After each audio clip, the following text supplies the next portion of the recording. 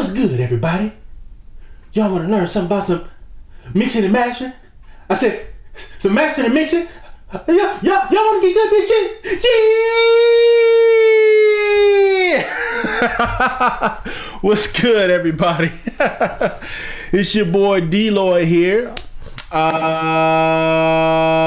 And this right here is the second installment of the LOY show. Now, if y'all don't know who I am the band leader of the electronic duo Wave Magnetik. We're a group based out of New York City, and it's a group where I play trumpet and I DJ at the same time with Mike Mohamed plays drums. So yeah, it's some live shit, so gotta come check out the shows. Speaking of that, our next show is going to be in Buffalo. It's going to be April 7th. And it's going to be at a club called Niches. This is going to be the shit. So all my Buffalo people, make sure you come on out, support, let's have a good time. You know what I'm saying? All right, so back to what I was about to talk about. So right now I'm letting you in on how I did the mastering for my remix of Dawning. Now Dawning is a track of Jon Sine where it's like a remix competition that he did, and yeah, this is my submission. I'm letting you know how we did it. So I'll give you a little taste of what it sounds like. So I'm gonna just hit play and let you know what's good. So this is what it sounds like right now.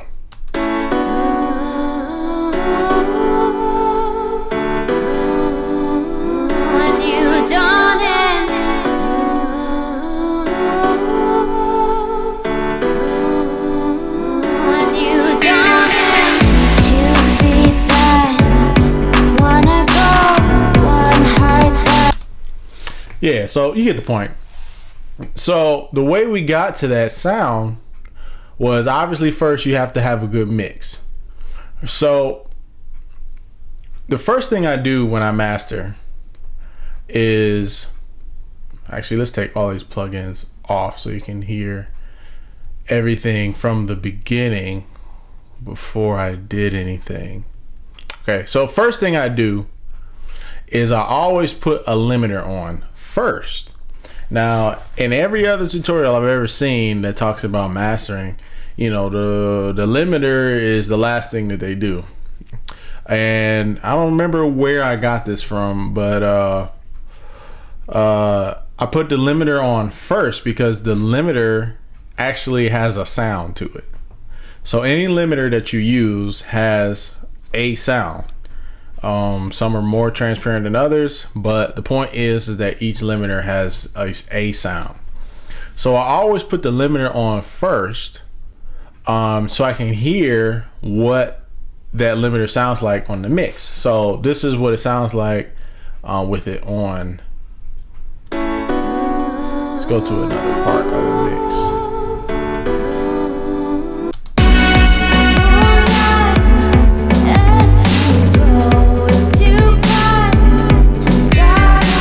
So as you can see, I was getting about 8 dB RMS value, and I just push the limiter up until I get around 8 dB, maybe 9 dB.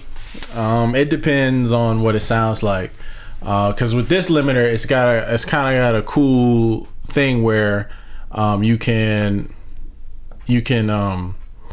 push the gain up, and then it'll turn the output value down at the same time. You just hit Alt or Option, right? Yeah.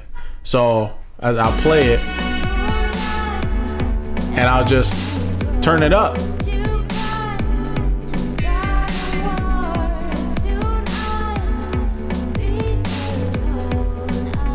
Now when I turn it up, I make sure I turn it up so that I want it to sound the same way that it sounds before I put the limiter on. So I just boost it up until it gets as loud as I think it can go before it starts sounding different. So I'll play it again. Now I'm gonna boost it way too much so that you can hear what it sounds like when it stops sounding like it's supposed to.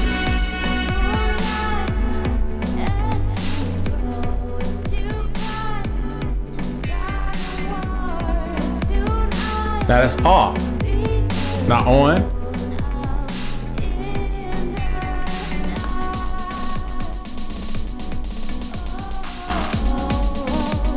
See, it sounds terrible, right? So that's obviously way too much. So I just boost it until it gets to the loudest that, you know, it sounds good. So for me, that was like 12 dB with this particular song. And I always bring it down 3.3 dB. So I always start with this limiter. I have that on. Then after that, I put these plugins on before the limiter so that you can see how these affect it out with the limiter being on, so that you can actually listen, you can actually hear what the end product is going to be. So first thing I did was I put the Slate virtual bus thing. What's this thing called? The VBC, the console emulation plugin. So I just did it just to kind of, it adds a sound to it. I like the sound and I bought it, so I use it. And without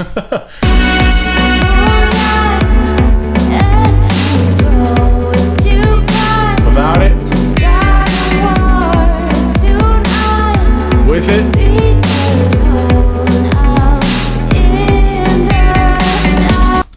so you see it adds some harmonic distortion. It makes the top end a little clearer. So I figured, you know, they got me to a better place. Next thing I use is FabFilter, the Pro Q2. Pro Q2 is like my go-to when it comes to mastering, and I use it a lot in mixing too. To me, or at least in terms of the plugins that I have, this plugin has the best filter options, because I don't know any other plugin other than Isotope. What's the thing called? Ozone. Other than Ozone, that you can do steep cuts like this. Like I put a 96 dB per octave cut at 25 hertz. Just because, you know, down there it gets pretty dangerous. You wanna get rid of most of the stuff underneath 30 hertz, because you know, most speakers not gonna produce it.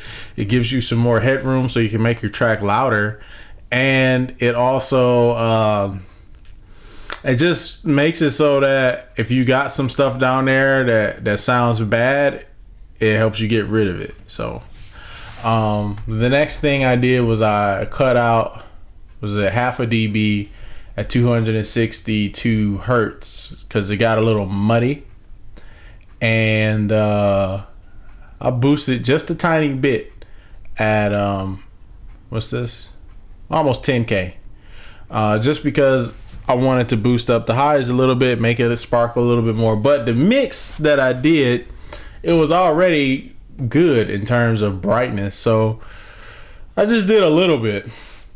So I'll let you hear that before and after.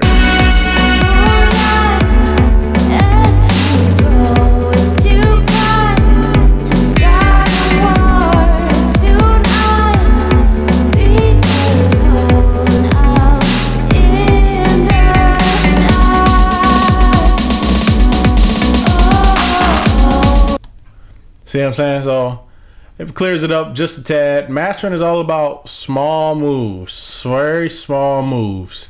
Let's move to a different section of the track. All right? Yeah, this is good. Yeah. Loop it. So the next thing I did was, all right, yeah. So when I did this, I actually didn't do this exactly. First thing I did was I put this filter on here, because that's just what I do. And then I went to the Puig Tech because I wanted to add some top end. That's what it was. So when I did this, it boosted the high end. And then I started noticing the muddiness, and so I scooped that out with this one right here. Yeah, sometimes you don't have to do everything in sequential order. You do one thing, then you do something else, and then you notice something, so you go back to the other thing and you tweak them until it sounds right. So this is what it sounds like with and without the Puig Tech. So without it and with it. Without it first.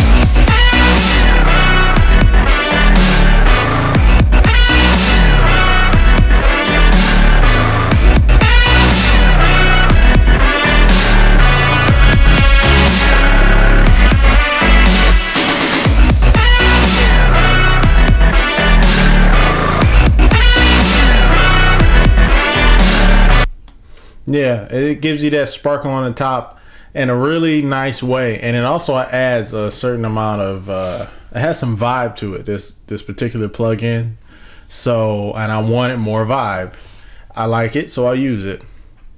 The other thing I did after that was I boosted at 1.5 kilohertz. I don't even know how many dB that is, but I boosted up. Was this 2.5? Yeah. Now the reason that I did this is, again, I was trying to get the track to be loud and good, not just loud and good. And this is the area that really your ears are really sensitive to this, and this is part of the thing that makes your tracks stand out, makes it loud. So I boosted that until it sounded right, until it sounded like the loudness that I wanted, but without it sounding harsh, because you don't want it to be loud and harsh. Loud and harsh is terrible, but loud and good, it's just right. So check it out. This is the key right here. The limiter thing is cool, but this 1.5, 2K, you know, that whole, I guess they call it the presence range. That whole range is what really makes it so that your perceived loudness is up there. So with and without. So without first.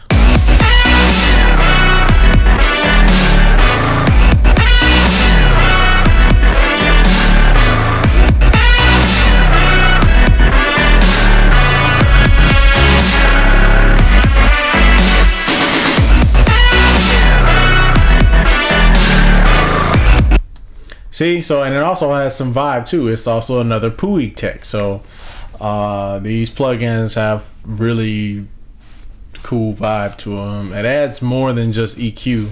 I'm not really sure what it does, but it you know, when you put it on, sometimes stuff just sounds better. The next thing I did was I put a compressor on it just to make it a little bit tighter, and I cut out a little bit where the kick drum is, because I didn't want all the lows to make the compressor react.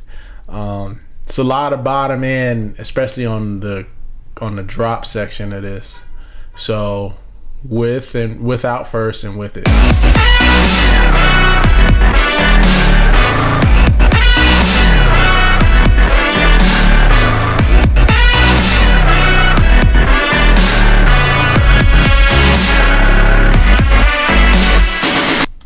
Yeah, so like this plugin is pretty cool. I did it with I had a 30 millisecond attack time, and the release time is the fastest. Now it's like when you're doing compression on the master, you don't want it to be a lot. You just kind of want it to kiss it. Especially, I know I mixed it with a compressor on the master bus, and so that I already know it's compressed. I just wanted to get a little bit more out of it. And you know, this is a great compressor to do that with. And I made the attack time longer because I didn't just want to squash it so that there's no life, or, you know, the transients get squashed. I wanted it to, you know, sound good. Just do the shit till it sounds good. I don't know, it's pretty simple. So the main thing that makes mastering hard is having the right speakers for it so that you can hear everything.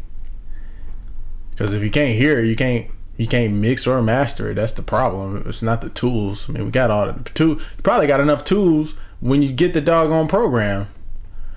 all these other things just kind of make it easier to do what you want to do.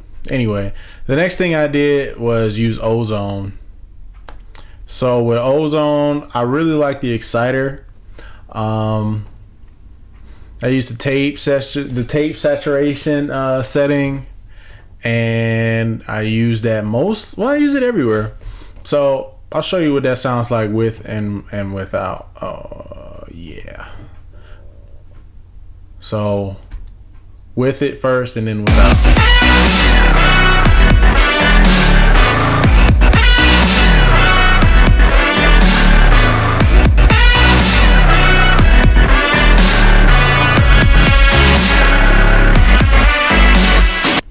See, so it makes it a little brighter, makes it pop out the speakers better. Yeah, that's pretty much what that does. Add some vibe. Isotope has a sound.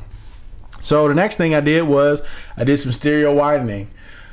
Sometimes I completely mono this down here because it just, you don't want the low end to be all over the place, because it kind of sounds bad, and you know, when you playing live with the tracks, it won't come across well on the speakers. The speakers are usually in mono, and I know, like, for my setup, even when I'm coming out of my system to the soundboard, it's in mono, so everything I do has to work in mono. So low end has to be in mono. I didn't do it on this one because I didn't feel like it was that bad. So let's see what it sounds like.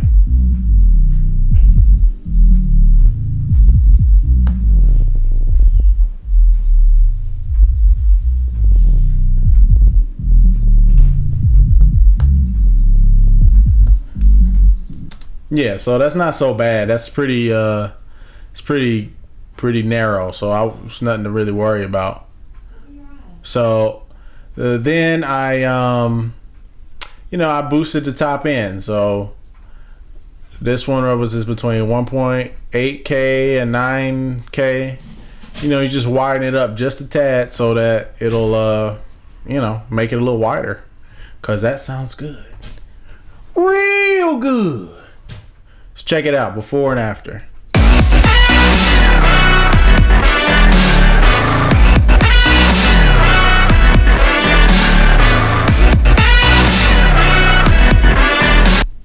See? Works. So the next thing is I put a clipper on it because I noticed that the limiter was working a little bit too hard. And when I used the clipper, I just did it so that it would just clip just the top, just a little bit. I think I just did like 1-2 dB, and it's only sometimes. So check it out. So before, well, after, I'm gonna show you with it on, and I'll take it off.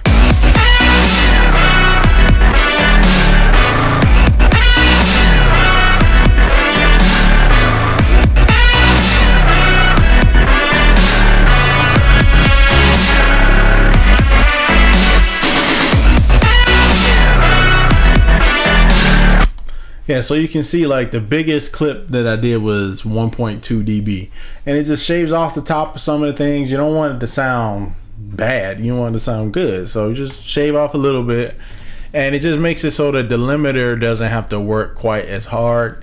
It just makes it sound a lot better, and then finally the limiter's on there and it all works together. So yeah, that's pretty much that. But the key thing to making your track loud is this little boost right here in 1.5 area. This one, if this will open up, the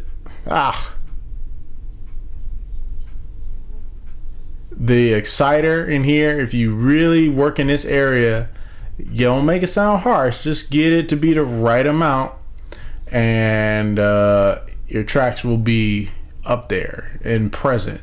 And then of course you need a limiter at the end. So yeah, that's what it is. So we're gonna do it big. Tune in to the next one. I'll have another one for you on Friday. So That's my schedule now. We're gonna release a video every Wednesday, every Friday, and make sure you subscribe below. Let's do this shit big, you know what I mean?